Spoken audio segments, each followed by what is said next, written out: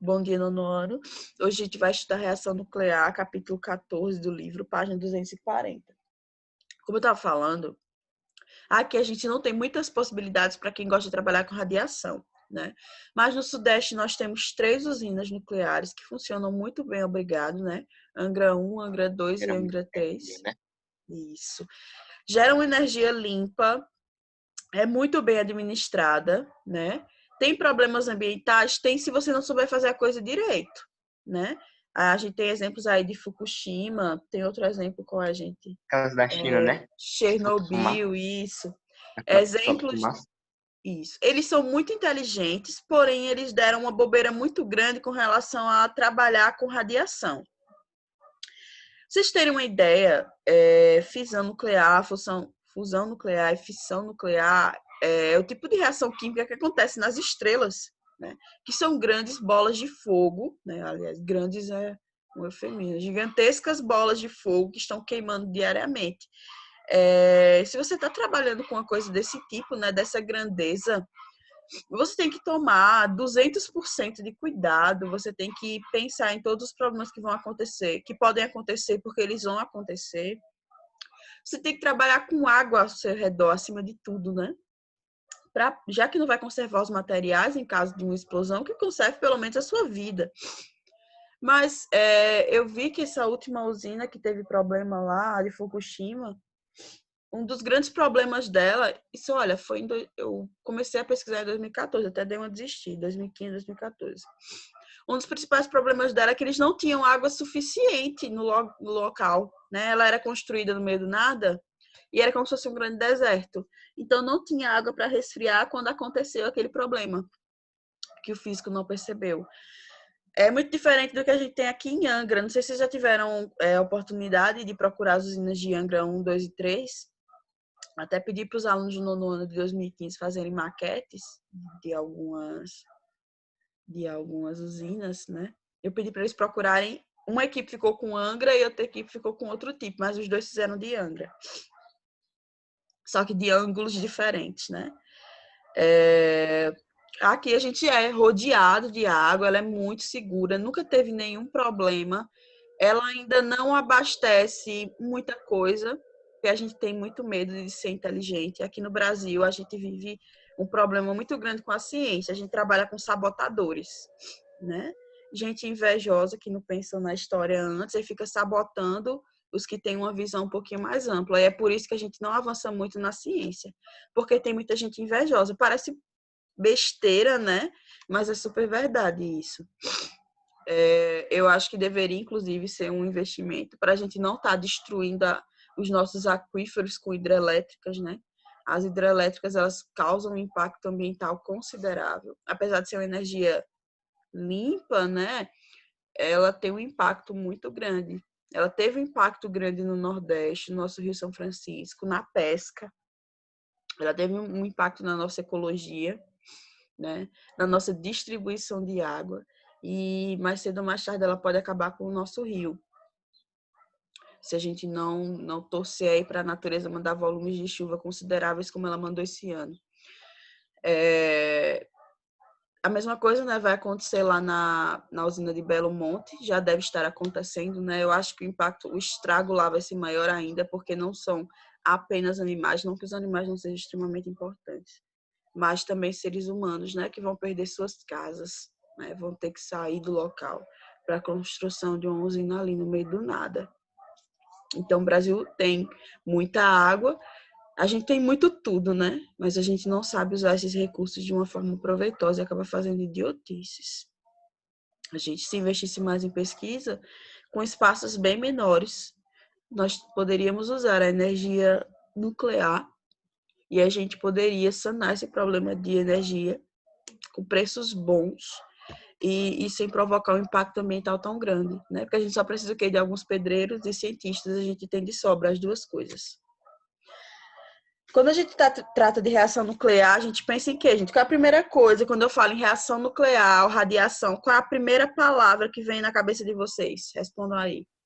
Quando alguém fala, química, bom... Eita, acabei de falar, bomba. Com a pergunta? Era a primeira palavra que vinha quando se falava em reação nuclear ou radiação. Se você for uma pessoa que gosta de filmes, que gosta de história, tecnicamente a primeira coisa que vocês pensariam seria bomba, né? Bomba atômica. Quem conhece as histórias da bomba atômica aqui? Ela deu origem a qual guerra, gente? A segunda. A segunda ou a Segunda? primeira? Segunda. Eu tô Sei. perguntando a Mais vocês avançado. mesmo. Isso. Bomba A primeira atômica. foi de Hitler, né? Primeira Guerra Mundial. E a Segunda Guerra Mundial foi com o ataque a Pearl Harbor, né? E ele devolveu destruindo Hiroshima e Nagasaki com uma bomba nuclear que nem funcionou direito. Olha, ela não funcionou direito, certo? Elas não funcionaram direito e destruíram 2 cidades. Imagina se elas tivessem funcionado. Vocês sabiam disso? Que parece que explodiu só 10% do que tinha que explodir? Albert Einstein, que nem era químico, né? Eu não lembro o nome do homem que inventou a bomba atômica, mas todos os químicos da época, quando viram a situação de Hiroshima e Nagasaki, quando os biólogos disseram as consequências que iam ter aquilo ali, eles ficaram arrasados, né? Eu acredito que eles morreram pensando no que fizeram, tipo, tantos anos de estudo que eles dedicaram achando que tudo aquilo que eles descobriram ia ser utilizado para o bem, né, Marie Curie e tudo mais, e foi usado para matar milhares e milhares e milhares de pessoas e continua matando até hoje, vocês sabem, né? Que as pessoas têm cartões especiais, câncer, a produção agrícola acabou, tudo que era vivo nessas cidades ficou destruído por muito tempo. O que nasce lá hoje ainda não é bom. Crianças deficientes, crianças surdas, foi uma verdadeira calamidade. A humanidade chora até hoje e morre de medo, né? Países que querem assustar os Estados Unidos digam que estão enriquecendo urânio. É um dos motivos de a gente não ter mais usina nuclear. Os Estados Unidos não gostam disso. Eles não gostam de saber que tem países que estão mexendo com radiação. Só eles podem mexer com radiação, né? Só eles que podem destruir vidas assim, aleatoriamente. Então eles morrem de medo do Irã, porque toda vez que eles tentam fazer alguma coisa para o lado de lá, o Irã vem com a história que está enriquecendo urânio, né? Ninguém nunca viu esse urânio, né? Mas ele vem com essa história. E toda a venda de elementos radioativos ela é monitorada pelos Estados Unidos, especialmente urânio, é um dos elementos químicos, ou é o elemento químico mais pesado da tabela periódica. E é com ele que a gente faz a maioria dos trabalhos de reação nuclear, inclusive as bombas. As bombas, eu acho que mais efetivas hoje são as de hidrogênio, mas a gente pode enriquecer o urânio e causar um grande estrago também. Então, tudo é rastreado, né? A quantidade que a gente usa, tudo a gente presta satisfação, porque os Estados Unidos têm ele tem muito medo de uma retaliação do planeta, né? Pelo que eles fizeram. Eles acham que a lei da semeadura vai bater na porta deles a qualquer momento. Então, a gente tem aqui na página 240 o que é reação nuclear. Reação nuclear. Qual a palavra conhecida dessa expressão de reação nuclear? O que é comum para vocês? O que é que a gente já estudou, gente? Nuclear. O nuclear. Núcleo, né? A gente até bem pouco... de energia. Isso. Até bem pouco tempo atrás, a gente estava estudando íons e cátions. Sabe o que isso tem a ver com reação nuclear? Quem chuta aí? É por causa dos elétrons e átomos. Isso. Quando a gente fala de íons e cátions, a gente está falando de elétrons. Os elétrons estão do lado de dentro ou do lado de fora do átomo? Dentro? Fora. Lembre dos modelos atômicos. A gente tem o núcleo no centro, né? E a gente tem a eletrosfera, com os elétrons circulando em volta do átomo. Cátions, ânions e elétrons não têm absolutamente relação nenhuma com radiação nuclear. Lembra quando vocês sempre ficavam em dúvida do positivo e do negativo e tal, lá na prova de química? Quando tinha mais 3, vocês achavam que o indivíduo ganhava elétrons? E eu dizia, não, gente, ele está perdendo, né? Ele está perdendo elétrons e tal. Esse positivo indica que agora o núcleo dele tem 3 unidades a mais do que os elétrons. Por isso que está positivo, ele tem mais energia positiva. Então, a gente só mexia do lado de fora do átomo, né? A gente não mexia no lado de dentro, nos prótons e nos nêutrons. Só que agora, estudando radiação nuclear, né? Veja que o termo é o quê? Nuclear. Então, a gente não vai mexer nos elétrons. Os elétrons que se danem, continuam onde sempre estiveram. A gente vai mexer no núcleo, certo? E por incrível que pareça, mexer no núcleo é muito mais perigoso do que mexer na eletrosfera. Quando a gente mexe na eletrosfera, a gente tem o quê? Doação de elétrons, a gente tem formação de íons, de cátion, a gente tem formação de substâncias, né? Até aí tudo bem. Quando a gente mexe no núcleo, o que é que acontece, gente? Quem sabe? Quando a gente mexe no núcleo Núcleo de de um onde? átomo, o que acontece? Mexendo no núcleo de onde? Mexer no núcleo de um átomo. Mexer no... Explode. É, basicamente isso. Mexer no núcleo de um átomo não é para qualquer um, né? Tem que ser um engenheiro físico, um engenheiro químico nuclear, né? Então você tem que realmente dedicar anos da sua vida para mexer com isso e ainda orando todos os dias, né? Para não derreter a cara ali, se alguma coisa der errado com as suas experiências. Você vai estar mexendo no núcleo e a gente acha que por ter carga positiva ou por ter carga neutra, os prótons e os nêutrons são inofensivos. Quando a gente estudava, eu lembro que tinha aluno que dizia assim, para mim os bonzinhos são os prótons e os nêutrons, porque os prótons são positivos e os nêutrons são neutros. E os elétrons são a parte ruim do átomo, porque eles têm energia negativa. Aí eu ria, né? Eu dizia, inocente, você não sabe de nada. É justamente o contrário, né? Quando a gente fala de perigo, quando a gente fala de explosão, quando a gente fala de instabilidade, a gente está falando do núcleo, né? Prótons e nêutrons têm muita energia, tá? Apesar de carga positiva e neutra, eles podem fazer um grande estrago.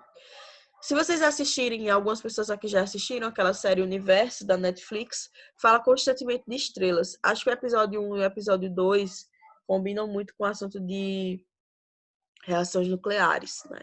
O que acontece nas estrelas são reações nucleares constantes. Elas ficam enriquecendo elementos químicos, enriquecendo e fundindo, aliás, e gerando outros elementos químicos por reações, tá? E elas explodem.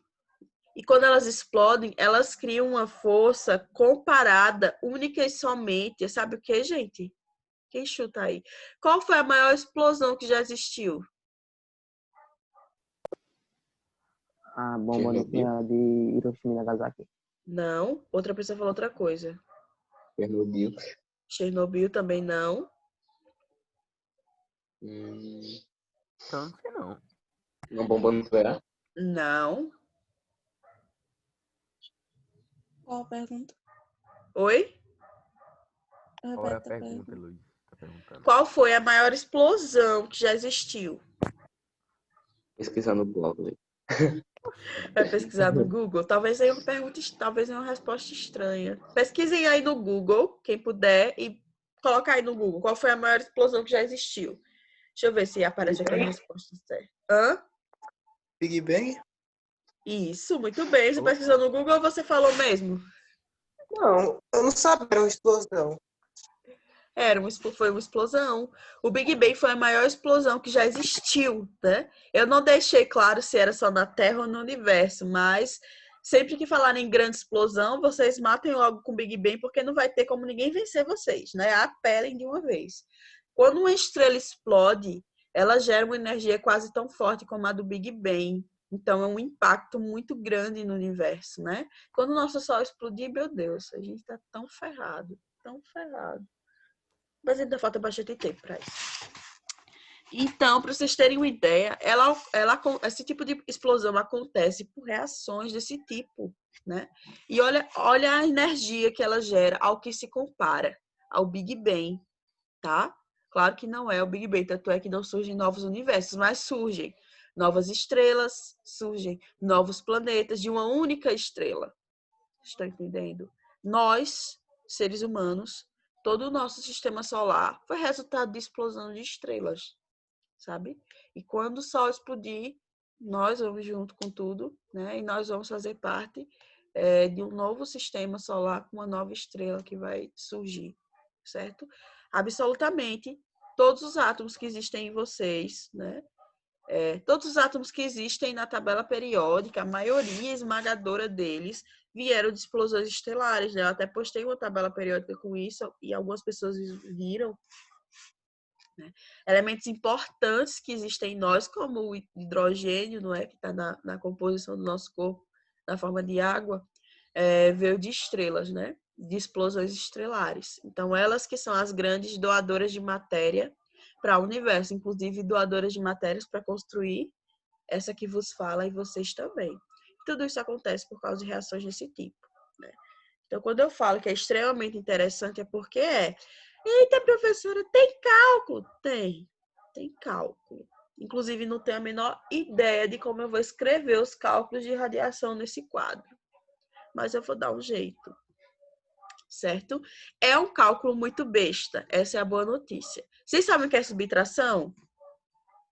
Sabem, Sim. né? E sabem o que é soma. É só isso. A gente vai somar os índices. Coeficiente é o número que fica embaixo, tá? E o número que fica em cima a gente chama de índice, né? A gente vai somar ou subtrair índice das partículas. A gente tem partícula alfa, que é maiorzinha. A gente tem partícula beta, negativa, porém soma. E a gente tem partícula gama, que não faz nada, né? Sempre tem 3 e o último você não precisa fazer nada. Mesma coisa das ligações químicas. Tem 2 mais chatinhos e um que não precisa fazer nada. Porém, essa que não precisa fazer cálculo, ela é que dá câncer na gente. Então, ela é bem destrutiva, eu não gosto muito de brincar com ela. Mas é um cálculo muito bobinho. A radiação, ela é mais teórica, sabe? E o tempo de meia-vida também. A meia-vida é que os alunos ficam mais com dúvida. Ficaram, né? Ano passado não ficaram muito, agora em 2018 ficaram bastante. Por exemplo, digamos que o urânio tem uma meia-vida de 60 anos. O que isso significa? Gente, hoje é mais teoria mesmo, certo? O que isso significa? Significa que a cada 60 anos, a massa dele vai diminuindo pela metade. Vocês conseguiram entender isso? Exemplo. Eu tenho 100 quilos de urânio. Em 60 anos, quantos quilos eu vou ter? 50. 50. Muito bem, né? Reduzida pela metade. Passou uma meia-vida, então cortei pela metade e ficou 50. Com mais 60 anos, quantos quilos eu vou ter? 25. 25. Passaram-se duas meias-vidas, né? 25. Contando mais 60 anos, quantos quilos eu vou ter? 12,5. 12,5. E assim a gente vai, gente, contando quantas meias-vidas. Para chegar em 12,5, a gente usou 3 meias-vidas, né? E chegamos ao resultado de 12,5. É um dos motivos pelos quais eu defendo a energia nuclear, porque em alguns anos ela simplesmente desaparece. Aquele lixo nuclear que a gente foi lá colocando no subsolo, guardadinho dentro de containers, depois de alguns anos ele simplesmente some por si só. Não é maravilhoso ver uma coisa que a gente chama de lixo se autodestruir? Claro que pode ser extremamente prejudicial se por um acaso acontecer um vazamento, ou se algum funcionário com raiva rasgar um latão, realmente pode acontecer um acidente muito grave. Mas se for uma coisa relativamente séria, com essa questão da meia-vida dos elementos radioativos, a gente pode se livrar de lixo, né? E no mundo que a gente tem hoje, que é praticamente um galpão de lixo, trabalhar com um produto que se autodestrói de forma natural não é visionário, né? Eu queria muito poder trabalhar com radiação. Apesar de eu ser bióloga, apesar de todo mundo ter medo, eu não tenho medo nenhum. Se você tiver cuidados ridículos de besta, usar uma roupa especial e paredes grossas, não vai acontecer nada. Oi, Vitória. Você ia falar alguma coisa? Então é isso. Como vocês puderam ver, o tempo de meia-vida, que foi dificuldade para muitos, não é tão grave. Talvez aqui da EAD fique até mais fácil, porque ele é teórico. Então, é basicamente cortar a cada período de tempo, cortar a massa do elemento químico pela metade. Emissões radioativas, certo? A gente, como eu falei, tem 3 tipos de emissões. Emissão radioativa é como se fosse a propagação, né? Ou a exposição que a gente está sujeito a essas radiações específicas que a gente tem aqui. A gente tem a do tipo alfa, ela é um pouco mais tranquila. A gente tem a do tipo beta e a gente tem a do tipo gama, né? A gama é a pior, né? Ela tem um alcance muito grande. Ela, quando atinge a alfa e a beta, salvo me engano, quando elas atingem a nossa pele, elas geram queimaduras. Mas tudo bem, foram queimaduras. A gente pode lidar com isso. Agora, quando a radiação gama nos atinge, o que é que vocês acham que acontece? Raiz gama. Por aí, raios gama. A gente não vai virar um Super Saiyajin, nem virar o Hulk, não, tá? Quem dera. Câncer. Você ia dizer isso? É raios Bluetooth, não? Para virar Super Saiyajin 4. Acho que são raios Bluetooth, que é um tipo de radiação. Mas não tenho ideia qual foi a radiação que o cara tinha no momento. E a radiação do Hulk, acho que são raios gama, não lembro. Não lembro qual é o tipo de radiação que cria o Hulk. O que acontece quando a gente é exposto à radiação, gente? Dá um super câncer. Um super câncer, né? Por que isso acontece? Porque a radiação do tipo gama, ela ultrapassa a nossa pele e ela atinge o núcleo das nossas células, certo? Ela vai até a célula. Ela não é uma simples queimadura que queima minha epiderme ou meu conjunto muscular. Não, né? Ela vai muito mais além, ela é silenciosa, ela nos penetra e, né, provoca mutações nas nossas células. Provocando mutações nas nossas células, é como o Carlinhos falou, a gente desenvolve um supercâncer. Exemplos disso é a radiação do próprio raio-x, ao qual a gente é submetido com uma certa frequência, né? Pelo amor de Deus, quando forem fazer raio-x, exijam o colete para proteger os órgãos vitais de vocês, certo? O colete que cubra pelo menos o seu coração, pelo menos, porque tem empresa que é tão bom de vaca que não cobre nem os órgãos ventrais, cobre só o peito, para proteger o coração. Peça um colete e exija um colete, certo? Professora, Mesmo... Oi.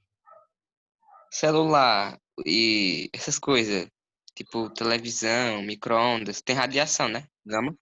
Isso. Não é gama, mas emitem alguns tipos de radiação também. Em pequenas quantidades, né? Mas elas emitem sim. Então é por isso que muita gente tem muito medo de usar o micro-ondas. É por isso que não é recomendado a gente dormir com o telefone embaixo do nosso travesseiro, né? Coisa que eu fazia.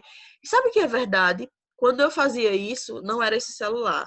Era um outro celular. Eu dormia com ele embaixo do travesseiro. E eu tinha crises de enxaqueca crônica. Aí a médica disse bem assim: você dorme com o celular embaixo do travesseiro? Aí eu, sim. Ela, tire. Aí não dei nem importância. Aí o celular eu dei para minha mãe, né? Comprei um novo. Aí como esse novo ele é caro, para mim foi caro, né? Não é caro para vocês, mas para mim foi caro. Eu disse, não vou não dormir em cima dele para não dar defeito, né? Porque eu não conhecia a marca, então eu não acreditava nela. A Xiaomi. Aí eu não dormia mais com ele embaixo do meu travesseiro. E tá com exatamente, né? A idade dele que eu não tenho as enxaquecas. Então, há coisas a se considerar, né? A gente sabe que emite radiação, a gente tem baterias extremamente potentes aqui dentro, baterias minúsculas que duram anos e realizam coisas improváveis, né? Baterias recarregáveis, ou seja, elas têm aí todo um mistério tecnológico que não é tão misterioso assim. Tanto é que a gente tem um cuidado muito grande na hora de descartar, né? As próprias empresas são responsáveis por colher essas baterias de novo, elas têm que desenvolver mecanismos de recolher essa bateria, porque se elas não recolherem, elas são multadas. Se uma bateria dessa foi encontrada no meio ambiente, num rio, num lago, tá? Com a marca lá, e elas duram muitos anos, né? Muitos anos. Então, se a empresa é obrigada a recolher e dar um jeito nelas, é porque alguma coisa grave tem, né? Então, O ideal é ter cuidado com os celulares, não dormir com ele embaixo do travesseiro. Pode dormir do lado, né? Não botar celular, já o médico pediu também para eu não colocar celular no bolso da frente, né? Em contato com órgãos como útero, ovários. Pediu para não colocar. Imagina pro Testículo homem. no homem, que é onde as células reprodutoras, né? Ele solicitou que não colocasse celulares em contato com os bolsos frontais, em contato com os órgãos, não botasse em bolsos da camisa, né? Antes com o celular na bolsa ou no bolso de trás. Então, nós sabemos que realmente existe uma quantidade de radiação que a gente está exposta. A gente é exposto à radiação solar, mas é uma radiação que, em quantidades certas, ela é positiva para nós. A radiação solar é um exemplo de radiação que penetra em nós, né? Ela penetra no nosso corpo, nas nossas células, vai até os nossos ossos, as células ósseas, e ativa a vitamina D, né? E se a gente tomar só em quantidade, a radiação ultravioleta penetra nas nossas células e causa modificação nelas, desenvolvendo um câncer de pele, um câncer extremamente agressivo, um dos cânceres que mais mata atualmente. Então, a gente é exposto à radiação, sim, sempre, né? A radiação que atinge o nosso núcleo e provoca uma série de estragos. Nós somos muito sensíveis à radiação. Mas cuidados bobos contornam isso. Colete de chumbo, blusinha para proteger a pele, um filtro solar, dependendo da cor da sua pele, fator 30, né? 40, eu que tenho a pele escura, um 15 já tá bom para mim, certo? São cuidados bobos que podem ajudar muito, né, com a nossa vida. Por hoje a gente vai parar por aqui. Quem tiver curiosidade pode ler da radiação do tipo alfa e a gente vai se dedicar a ela, né, pelo menos por umas 2 aulas. Uma aula só explicando sobre ela e fazendo atividades, tá? Eu vou tentar ir mais devagar com ela. Por hoje é só, gente. Tenham um bom dia. Semana que vem eu vou tentar trazer a prova de vocês. Todo mundo aqui que tá na aula fez a prova, né? Sim. Sim, sim. E eu acho que todo mundo fez, que eu vi lá, acho que 13 provas. Eu acho que todo mundo fez. Mas nem todo mundo aqui enviou. Então envie, tá, queridos? Se vocês não enviarem, vocês não serão pontuados. A prova Ou justificada. vai precisar da arguição oral? Depende dos resultados que eu ver lá. Se eu ver que as questões foram copiadas por um colega bonzinho que doou num grupo específico, aí sim. Se eu ver que tem alguma diferença, algumas falhas que indicam que houve nobreza, aí não.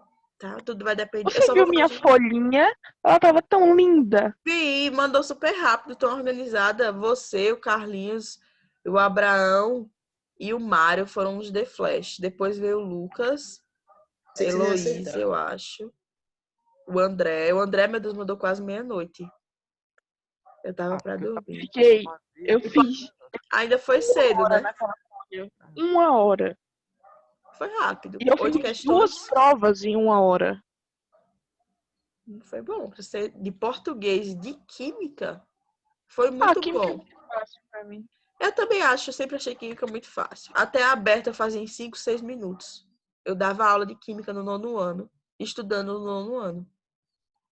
É muito fácil, todo mundo falava que eu ia surtar com ligação covalente. Nossa, super fácil.